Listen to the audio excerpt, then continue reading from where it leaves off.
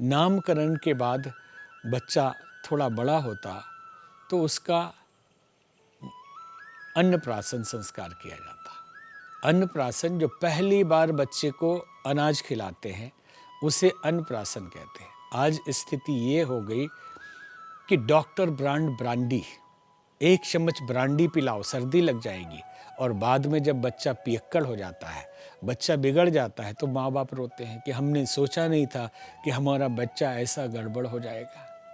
Brandy आपने पिलाया, beer आपने पिलाया उस छोटे से बच्चे को, वो तो शराबी नहीं था। अन्नप्राशन संस्कार इसलिए किया जाता है कि सात्विक आहार के प्रति रुचि पैदा हो। माताएं और उनके पति जब हमारे पास आते हैं बड़े लोग, तो वो कहते हैं गुरुजी हम तो आपके शिष्य हो गए, अब हम मांसाहार नहीं करते, लेकिन बच्चों के लिए बनाना पड़ता है। क्या बच्चे पैदाइशी राक्षस हैं? क्या बच्चे पैदा होते ही मांस मांगने लगे थे? नहीं, आपने अभ्यास कराया, आपने मांस खाने के संस्कार डाले, क्योंकि मनुष्य शाकाहारी प्राणी है, मांसाहारी नहीं है। हमारे आंतों की बनावट लगभग 30 से 32 फीट की है। जो इंटेस्टाइन हमारी है वो 32 फीट्स एवरेज, और जो मांसाहारी है उनके 10 फीट के हैं। मांस आप जानते हैं कि पैक करके रख दें तो सड़ जाएगा, और पेट के अंदर वो सड़ता है।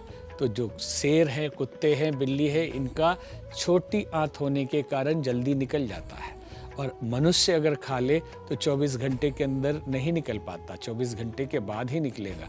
मांस खाने वाले जानते हैं कि रात को अगर मांस खा लें तो सुबह कितनी बदबू उनके मुंह से आती है। जो ढकार लेंगे वो खुद ही समझ जाएंगे। तो अन्नप्राशन सात्विक आहार के प्रति रुचि पैदा हो, आदत डाली जाए, संस्कार डाला जाए, अभ्यास डाला जाए, ताकि ये बच्चा बड़ा होकर भी सात्विक आहार ले, तामसिक आहार ना ले। क्योंकि हमारे दिमाग में ट्रांसमीटर लगा हुआ है 3 तरह का, सात्विक, राजसिक और तामसिक, और संसार में हर तरह के विचार घूम रहे हैं। तामसिक भी है, राजसिक। तामसिक मतलब दूसरे को मार दें, दूसरे को लूट लें, किसी की धन संपत्ति छीन लें, किसी की निंदा करें, लड़ाई झगड़ा करें, गाली गलौज करें, शराब पीते रहें, पागल की तरह व्यवहार करते हैं, तामसिक वृत्ति है। एग्रेसिव हो, पुरुषार्थ, संघर्ष, एम्बिशन, ये राजसिक है। शांत, प्रेमी, करुणामय, आनंदमय, भक्तिमय जीवन जो जिए, सात्विक है। तो याता कहाँ से है? ये ब्रह्मांड में भरा हुआ है, लेकिन रिसीवर हमारे ब्रेन में लगा है। और रिसीवर को इलेक्ट्रिसिटी कहाँ से मिलती है, एनर्जी कहाँ से मिलती है? हमारे भोजन से मिलती है। अगर हम सात्विक आहार लेते हैं तो सात्विक एंटेना काम करता है, सात्विक विचारों को रिसीव करता है, उसको संरक्षित करता है, हम सात्विक हो जाते हैं। अगर हम तामसिक भोजन करते हैं तो तामसिक ट्रांसमीटर काम करने लगता है। अगर हम राजसिक भोजन करते हैं तो वो काम करने लगता है। हम कहते हैं हमारे विचार ऐसे गड़बड़ क्यों हो रहे हैं, घर में लड़ाई झगड़े क्यों हो रहे हैं, हम शांत क्यों नहीं रह पाते, हम ध्यान लगाते हैं, ध्यान में मन क्यों नहीं लगता। पहले आहार शुद्ध करें। आहार शुद्धो सत्शुद्धो, सत्शुद्धो ध्रुवा स्मृति। अगर भोजन शुद्ध होगा तो चित्त शुद्ध होगा, और चित्त शुद्ध होगा तो सतत स्मृति बनी रहेगी कि ईश्वर हमारे साथ हैं, और हम कौन हैं इस धरती पे, हमारी ड्यूटी क्या है, किस लिए आए हैं। इसके बिना हम भटक के रह जाएंगे।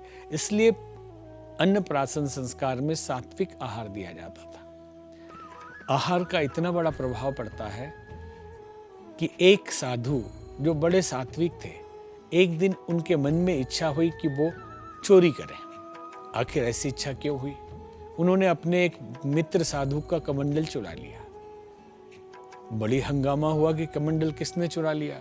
फिर इनको याद आया कि मैंने चुराया था, दे दिया। बड़े संत थे इसलिए कोई नाराज नहीं हुआ। सबने पूछा बाबा आपने चोरी कैसे कर लिया? उन्होंने कहा लगता है मैं भोजन जो आज मैंने किया वो जिसके घर से भिक्षा लेके आया, जरूर कोई गड़बड़ी है। जाके पूछा कि तुम करते क्या हो? उसने कहा मैं चोर हूँ। वो अनाज सब चोरी का था और उसी में से मैंने दान दे दिया आपको। चोरी का अनाज खाने से एक दिन चोरी की इच्छा होने लगती है।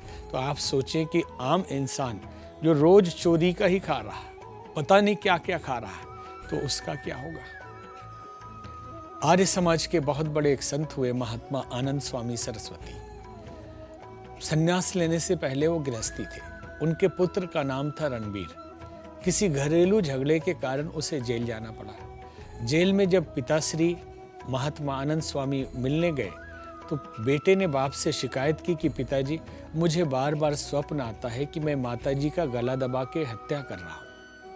आनंद स्वामी ने कहा कि बेटे, पता करो कि तुम्हारा इस जेल में भोजन कौन बनाता है। पता किया गया, जो कैदी भोजन बनाता था वो अपने माँ की हत्या करके आया था। बार बार सोचता था कि मैंने माँ की हत्या की है और उसका प्रभाव उस भोजन पे पड़ गया। तो आप विचार करें कि घर में जो झगड़े होते हैं, पति पत्नी में तकरार होता है, तलाक तक, डिवोर्स तक पहुंच जाता है, हमारे खाने का कितना बड़ा रोल है। कहाँ से आ रहा है भोजन, पकाने वाला पकाते समय क्या सोच रहा है, उस सोचने का प्रभाव भी हमारे ऊपर पड़ता है। और इसे जांचना है तो इसका सरल तरीका है कि आप 3-4 दिन तक सिर्फ फल खा के रहें और फिर उसके बाद किसी का बनाया हुआ भोजन खाएं। खाने के बाद जो चिंतन आने लगे, जो थॉट्स आने लगे, समझ लीजिए कि खाना पकाते समय उस व्यक्ति ने ये जरूर सोचा है। आप पूछ लीजिए, आपको यही मिलेगा। अन्न का प्रभाव बहुत बड़ा होता है। अन्नो वही मनः, अन्न से मन बनता है और मन से मनुष्य चलता है। माइंड ही हमारा सब कुछ है। माइंड के से ही जो सोचते हैं वही हमारे हाथ पैर काम करते हैं। जिंदगी पूरी माइंड गेम है। लॉ ऑफ अट्रैक्शन कहता है जो आप सोचेंगे जिंदगी में वही होगा। इसलिए आप अपनी डेस्टिनी को बदल सकते हैं, अपने भाग्य को बदल सकते हैं अपने थॉट से, अपने चिंतन से। लेकिन इस चिंतन को कैसे बदलेंगे, इस मन को कैसे बदलेंगे? भोजन को सुधारना पड़ेगा तो चिंतन सुधरेगा। ये था अन्नप्राशन। अन्नप्राशन के बाद आता है चूड़ा कर्म संस्कार, जिसे सामान्य भाषा में मुंडन संस्कार कहते हैं। आखिर क्या जरूरत है कि बाल मुंडन करा लीजिए, इसके बिना भी काम चल सकता है। लेकिन विधान ये है कि बच्चा जब पैदा हो उसके केस को रखा जाए, भले ही बड़ा हो जाए, लेकिन उसे किसी तीर्थ स्थान में, किसी मंदिर में, वहाँ जाकर उसके केस को वहाँ कर्तन कराया जाए, कटवाया जाए या मुंडन कराया जाए। इसके पीछे का जो साइंस था, ये समझना होगा कि केस का मनुष्य के जीवन में बहुत बड़ा प्रभाव होता है। आप कहेंगे केस तो काट देंगे, गिर जाएगा, वो तो जीवन होता नहीं। हमारे जितनी ऊर्जा है, जितनी तरंगे हैं, उस केस के साथ जुड़ी रहती है। आज होम्योपैथी में रिसर्च हुआ है कि 1000 किलोमीटर भी आप दूर बैठे हैं और आपके केस के ऊपर दवाई डाली जाए, आपके ऊपर असर होगा। ये प्रयोग हमने अपनी आंखों से देखा कि डिप्रेशन का मरीज है, 4 किलोमीटर दूर है और उसका एक केस लेके दवाई में डाला, उसको नींद वहाँ आने लगी। जो बीमारी है वो ठीक हो सकती है सिर्फ केस, हेयर। इस हेयर के ऊपर जितने तंत्र मंत्र किए जाते हैं, केस के ऊपर किए जाते हैं। और भारतीय संस्कृति में जब संन्यास दीक्षा दी जाती है तो उसमें गुरुदेव अपने शिष्य की चोटी को काट के रख लेते हैं। और देहातों में ये कहा भी जाता है, बार बार कहीं कोई जाए तो कहते हैं कि तुम्हारी चोटी यहाँ गड़ी है क्या? जहाँ हमारे केस गिरे हो हम लौट लौट के वहाँ जाते हैं। यही कारण है कि तीर्थों में मुंडन कराने का, माँ के गर्भ से जो पहला केस आया है, जो संस्कार हमारे अंदर आए हैं, उस केस को इधर उधर नहीं गिरने देना, उसको तीर्थ में ले जाके कटवाना, मुंडन कराना, ताकि वहीं पे उसे गाड़ दिया जाए, वहीं पे वो रह जाए। जब बच्चा बड़ा होगा, जब जवान हो जाएगा और हो सकता है उसे सत्संग न मिले, उसे ऐसे मित्र न मिले जो सात्विक बना सके, तो उसका केस उसे खींचेगा। वो गलती से भी घूम फिर के तीर्थ में आएगा ही, और तीर्थ में आने से जिंदगी बदल जाएगी। क्योंकि तीर्थ में ऊर्जा होती है पॉजिटिव। साधु संत रहते हैं, ऋषि मुनि रहते हैं, महान तपस्वी रहते हैं, कठिन तपस्या करके वहाँ की ऊर्जा को बनाते हैं। तीर्थों को तीर्थ बनाने वाले संत होते हैं। और आप जब तीर्थ में जाते हैं तो कहा जाता है हिंदू धर्म में कि तीर्थ में जाने से पापों का नाश होता है। तो तीर्थ की ऊर्जा, उसके वाइब्रेशन आपके पाप नष्ट कर देते हैं। तो मुंडन संस्कार इसलिए किया जाता था। ऐसे ही केस कहीं भी सैलून में कटा लेना मुंडन संस्कार नहीं है। इसके पीछे ये रहस्य है। इसे हम यूं कह सकते हैं, कलम लगाना। जब एक बड़े आम के पौधे के डाली को काटकर छोटे आम वाले के साथ लगा देते हैं तो जो नया तैयार होता है वो बड़ा आम देने लगता है। ठीक इसी तरह एक आत्मा जिसके संस्कार बहुत बड़े नहीं हैं, सामान्य हैं, लेकिन तीर्थ में जाएगा तो तीर्थ की ऊर्जा के साथ, तीर्थ के ऋषि मुनियों के उस आभा मंडल और प्रभाव के साथ उसका कलम लग जाएगा और वो भी महानता के शिखर तक पहुंच सकता है। ये है मुंडन संस्कार। मुंडन के बाद विद्यारंभ संस्कार की बारी आती थी कि पहली बार जब बच्चा पढ़ने जाए तो विद्यारंभ संस्कार, उसके बाद वेदारंभ संस्कार, विद्या के प्रति श्रद्धा हो, विद्या के प्रति समर्पण हो। विद्या के साधनों को हमारे यहाँ सरस्वती माना जाता है। किताब में भी पैर नहीं लगना चाहिए, कलम में भी पैर नहीं लगना चाहिए, ऐसा हम लोग बचपन में देखते थे और ये कहते थे ये सरस्वती है। और जब सरस्वती पूजन का दिन आता था तो अपने किताब कॉपी सरस्वती माता की मूर्ति के पास रख देते थे कि इसमें विद्या आ जाएगी। विद्या बड़ी चीज है। और विद्यारंभ, आजकल दीक्षांत समारोह होता है, आरंभ होता ही नहीं और अंत कर दिया जाता है। तो विद्यारंभ संस्कार, पहली बार बच्चा जब पढ़ना शुरू करता है तो उसको विद्यारंभ संस्कार कराया जाता था। ये समझ में आ जाए आप सबको भी कि विद्या और शिक्षा में अंतर है। सुनने में एक जैसा लगता है ये दोनों आपस में पर्यायवाची है। विद्या का मतलब ही शिक्षा और शिक्षा का मतलब ही विद्या। जो हम पढ़ाई पढ़ रहे हो विद्या ही तो है, वो शिक्षा ही तो है, ये मान लिया जाता है। लेकिन यहाँ अच्छी तरह समझ ले कि शिक्षा का मतलब है संसार के बारे में जानना, अक्षर ज्ञान करना, नए नए आविष्कार करना, जो संसार में ही उपयोग करके संसार में नौकरी दिलवाए, धन कमाए और जीवन जीने के लिए साधन इकट्ठा करे, वो शिक्षा है।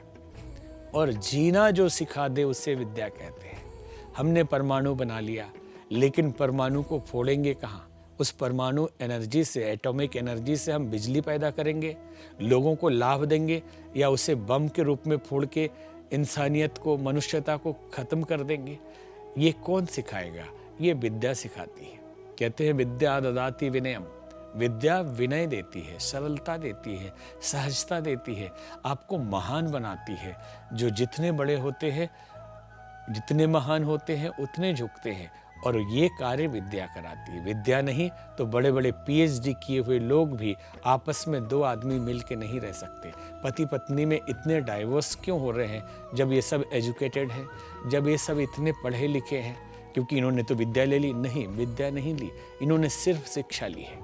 इन्होंने संसार के बारे में जाना है। संस्कार में जिएंगे कैसे, ये गुण उनको किसी ने नहीं सिखाया। आज एजुकेशन सिस्टम में इतनी गड़बड़ी है कि हम कमाना सिखाते हैं, बिजनेस करना सिखाते हैं, मैनेजमेंट सिखाते हैं, लेकिन जिसके लिए सारे मैनेजमेंट है, जीवन के लिए जीना कैसे है, लोगों के साथ व्यवहार कैसे करना है, पति पत्नी को आपस में कैसे तालमेल बिठाना है, पिता पुत्र के संबंध क्या है, बच्चे और बड़ों में आपसी संबंध कैसे होंगे, ये कौन सिखाएगा? स्वामी विवेकानंद कहा करते थे कि शिक्षा का वो भाग जिसे हम विद्या कहते हैं, शिक्षा का अर्थ ये होना चाहिए था कि हम पड़ोसी के साथ कैसे जिए, समाज में मिलजुल के सहकार और सौहार्द बनाकर कैसे जीवन अच्छा बना सके, ये शिक्षा है।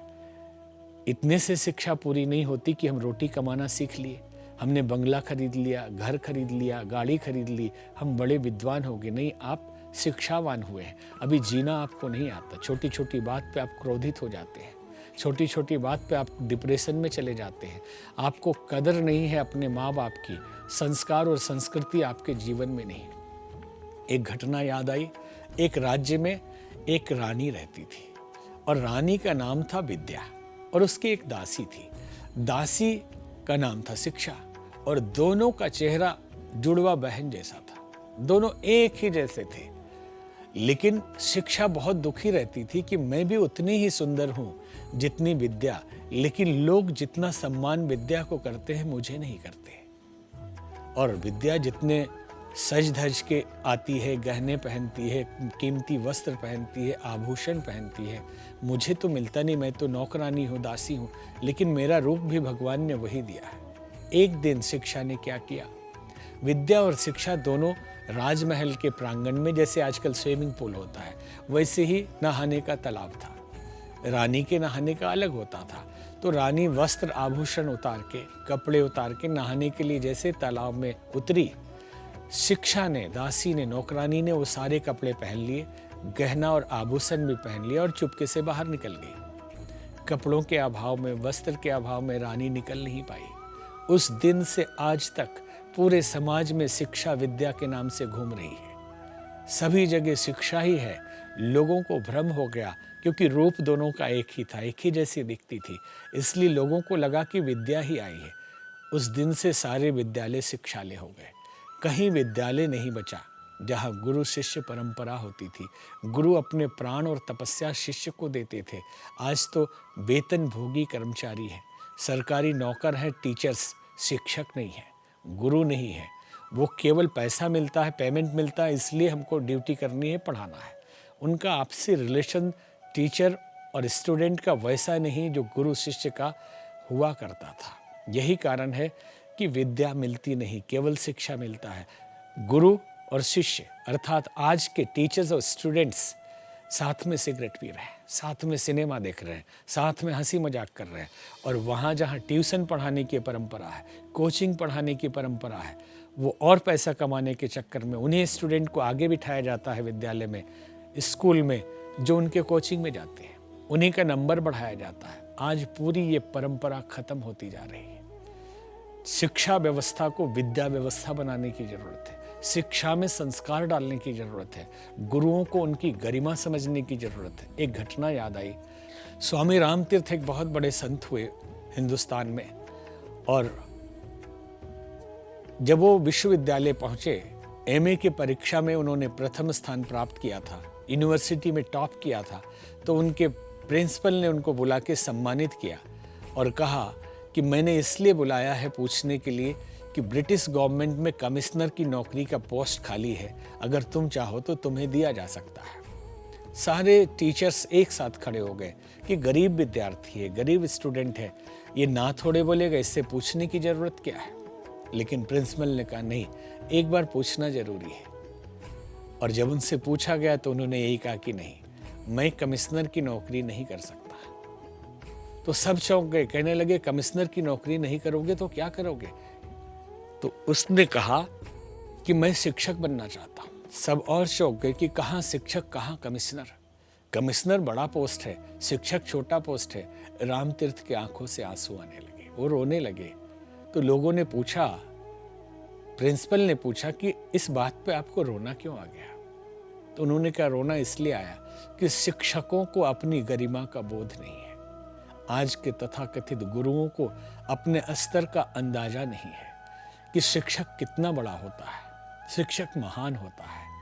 एक निर्माता है, एक निर्माण है। निर्माता शिक्षक होता है, निर्माण कमिश्नर होता है। एक कलाकार कितनी मूर्तियां बना देता है तो मूर्ति से बड़ा मूर्तिकार होता है। तो कमिश्नर, कलेक्टर, गवर्नर, प्रधानमंत्री, राष्ट्रपति, इन सबसे बड़ा शिक्षक है, क्योंकि हर राष्ट्रपति को, हर प्रधानमंत्री को किसी न किसी शिक्षक से पढ़ के आना पड़ता है और उस शिक्षक ने उसका निर्माण किया है, उसको बनाया है।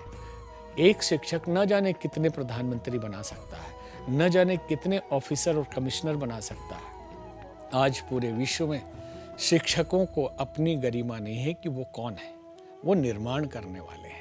और इतिहास गवाह है कि रामतीर्थ सच्चे शिक्षक बने, अर्थात साधु बन गए, सन्यासी बन गए। जैसे हम सब पूरी दुनिया को ज्ञान देते हैं, हम भी शिक्षक हैं, लेकिन हमारी शिक्षा विद्या से युक्त है, विद्या के साथ है। जीवन जीने की विद्या सिखाते हैं।